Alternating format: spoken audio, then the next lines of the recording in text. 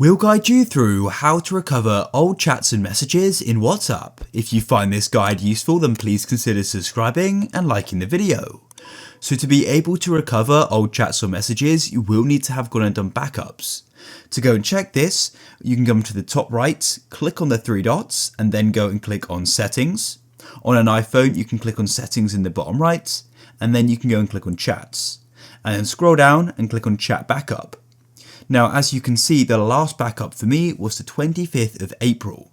Therefore, what I can do is I can go and use this backup and I'll be able to have messages from then backwards. But it's important to note that all the messages from now and between the 25th of April will be lost as I'm rolling back to then. So just consider that. So if you're sure you want to go and continue and go and lose the messages since the last backup, then let's go and continue. To restore the backup, we need to go and delete WhatsApp and re-download it. Hold your finger on it, we can click on uninstall, and then we can go and delete it, and now we can go and re-download it. Here it is, I'll just go and install it again. I'll go and click on open, and we can go and begin the setup process. I've just verified my number, and I'll share contacts and media.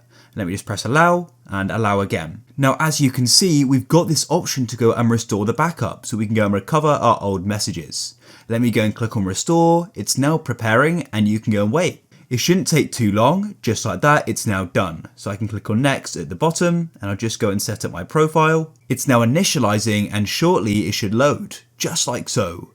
And now just like that, I've now gone and got those messages back from we last did the backup. It's that simple.